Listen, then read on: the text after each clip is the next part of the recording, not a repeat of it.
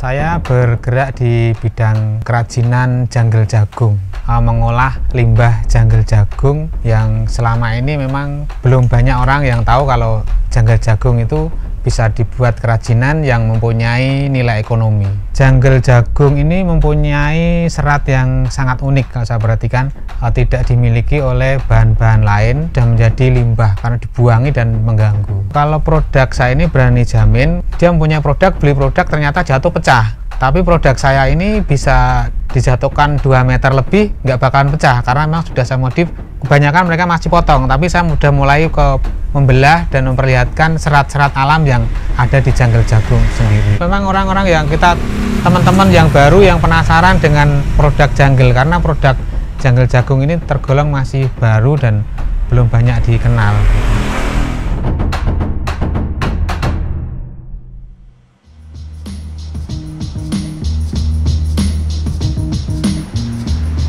Pati.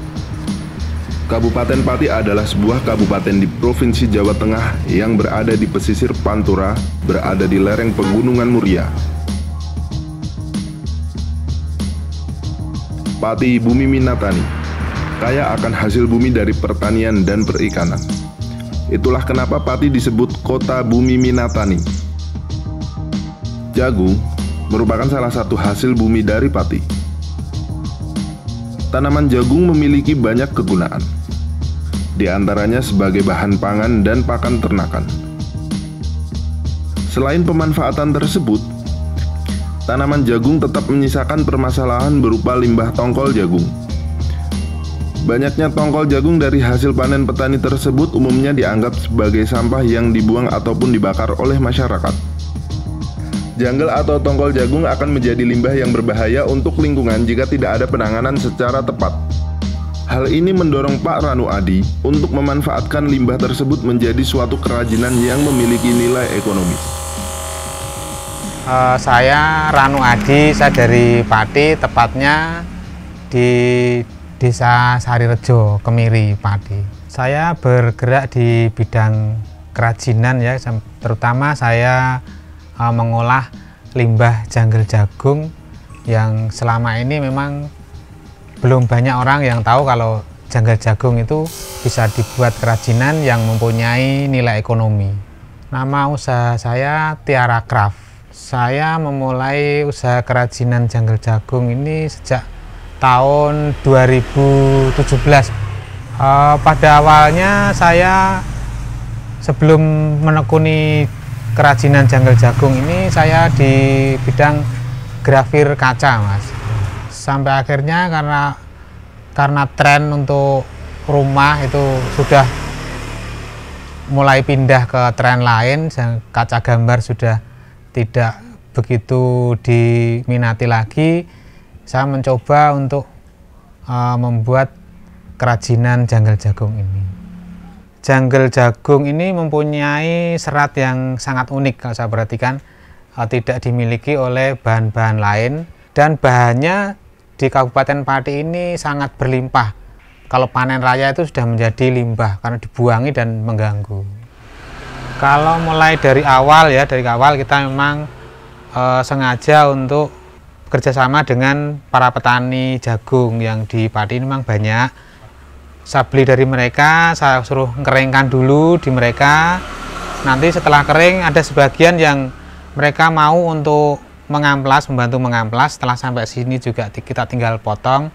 Ada juga yang kita beli yang masih kering, tapi kita pilih yang bahan-bahan yang sekiranya bagus untuk dibuat, dibeda-bedakan ini untuk dibuat apa dan dibuat apa, seperti itu. Untuk mulai awal janggel jagung yang datang yang sudah kering kita amplas.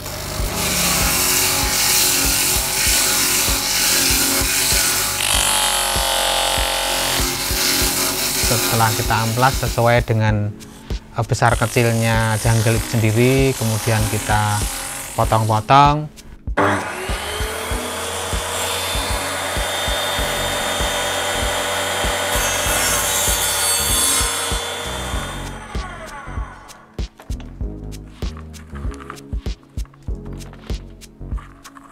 Setelah dipotong-potong menjadi potongan, kemudian potongan-potongan ini dirangkai sesuai dengan pola oleh ibu-ibu tetangga di sekitar.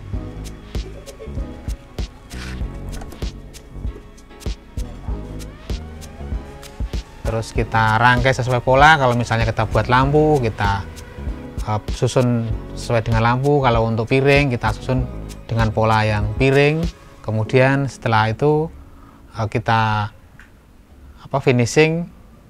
Dan yang merangkai itu kadang juga ibu-ibu juga bisa merangkai untuk yang kerajinan-kerajinan untuk piring, untuk yang sederhana lampu itu juga bisa ibu-ibu untuk merangkai. Setelah menyelesaikan pekerjaan rumah, biasa saya ikut membantu merangkai janggal jagung untuk piring, untuk macam-macam. Ya jelas membantu sekali ya Mas, karena untuk tambahan mencukupi kebutuhan keluarga.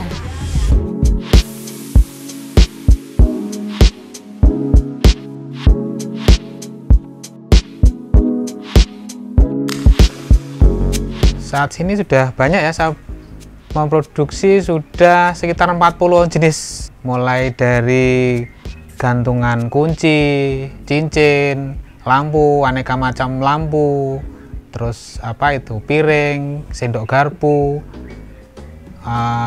tempat tisu juga macam-macam jenisnya. Untuk yang paling murah yaitu gantungan kunci. Ini biasanya untuk souvenir manten itu paling sekitar per biji sekitar Rp5.000. Kalau untuk yang lebih bagus, yang lebih natural bisa lebih mahal lagi, sekitar 10 sampai 15.000. Kalau untuk tempat tisu sekitar 100.000.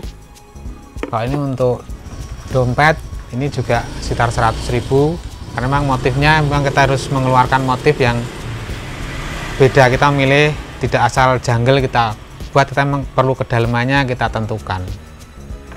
Terus ini jam tangan ini yang paling rumit ini, karena memang kita masih manual, kita perlu ketelitian. Kita bisa jual 750. Kalau yang untuk pria kemarin saya buat sudah laku 1.500.000. Kalau untuk ini kita lumayan ya, kita memang perlu ketelitian juga untuk buatnya, kita jual sekitar 500.000. Kalau untuk lampu kita jual sekitar 150, ada yang 250. Kalau untuk figura itu 500.000 satu set sama tatan yang bonggolnya juga. Terus untuk yang bulat-bulat ini ada yang 100, ada yang 250. Kalau sendok itu juga ada yang 10.000, pena juga ada untuk souvenir kantor-kantor biasanya sekitar 10.000 juga. Kalau produk saya ini berani jamin, kalau dulu saya pernah melihat ada produk seperti lampu, seperti apa, itu memang saya ditantang oleh suatu teman yang mungkin dari Demak ya. Dia mempunyai produk, beli produk ternyata jatuh pecah. Tapi produk saya ini bisa dicoba dijatuhkan 2 meter lebih, nggak bakalan pecah, karena memang sudah saya modif untuk jenis-jenis bahannya sudah saya kombinasi sendiri. Terus untuk motifnya saya memang menonjolkan di motifnya, dibedakan dengan produk lain. Kebanyakan mereka masih potong, tapi saya sudah mulai membelah dan memperlihatkan serat-serat alam yang ada di janggal jagung sendiri. Ya, untuk menyiasati persaingan di bidang kerajinan ini memang saya selalu mengembangkan produk-produk kami ya, baik dari jenisnya maupun dari kualitasnya, itu kami tingkatkan di situ sehingga para konsumen itu tetap memilih produk yang kami buat. Untuk inovasi seperti ini ya, kita memang harus berkomunikasi. Kita juga misalnya ketemu teman, lewat teman, kita ide-ide dari teman-teman juga, kita ngumpul teman, kita bisa jadikan suatu ide untuk membuat sebuah karya.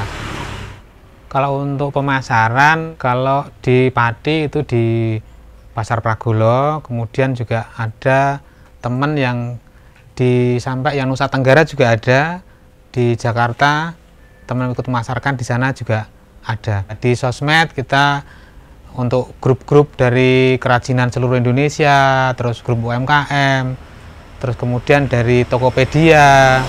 Yang di Tokopedia kita sudah mulai peminatnya sudah mulai tahu kalau yang di situ. Terus kita juga dari grup-grup WA, grup kerajinan, itu juga kita lewat semua grup kita coba pasarkan di situ, dan 1-2 sudah mulai tahu kan produk-produk kami. Kalau yang untuk berlangganan itu memang ada teman yang di toko-toko sendiri untuk dipasarkan kembali.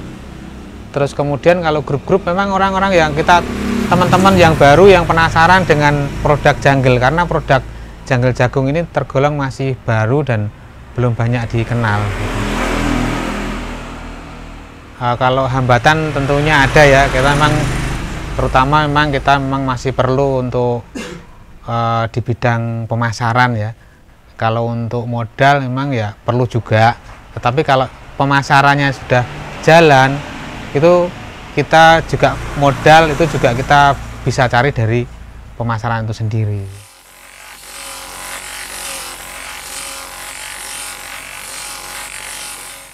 Ya, harapan kami untuk Tiara Craft atau mungkin khususnya untuk para pengrajin ya, mungkin dari dinas mungkin bisa memperhatikan kami para UMKM untuk lebih maju, terutama untuk mensupport kami di bidang peralatan atau bidang pemasaran, karena memang selama ini saya rasakan masih kurang untuk supportnya. Dan mungkin juga usulan ya, mungkin jangan dibatasi dengan usia, karena memang dengan usia-usia yang kita sekitar 40 ke atas itu kebijakan pemerintah itu justru yang kita yang baru jatuh itu usia-usia segitu. Kalau kita mau bangun tanpa dari support dari pemerintah, kalau dibatasi usia, mungkin yang kita ini yang baru mau mulai bangkit lagi merasa susah. Dan semoga kedepannya kami juga berharap bisa lebih maju, bisa mempunyai banyak karyawan, memberdayakan karyawan, dan semuanya bisa membantu di lingkungan dan di masyarakat Kabupaten Pati ini.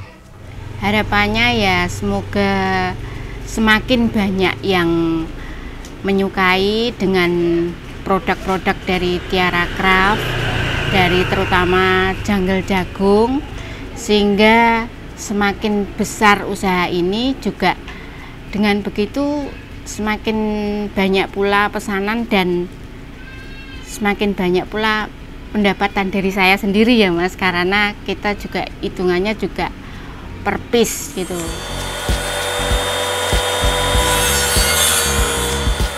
Untuk teman-teman yang bidang usaha kreatif, saya kira kita harus terus berinovasi, terus berkarya dalam keadaan apapun. Kita jangan patah semangat. Kita harus terus berkarya karena kita bidang kreatif. Saya yakin pasti suatu saat akan berjalan dan maju.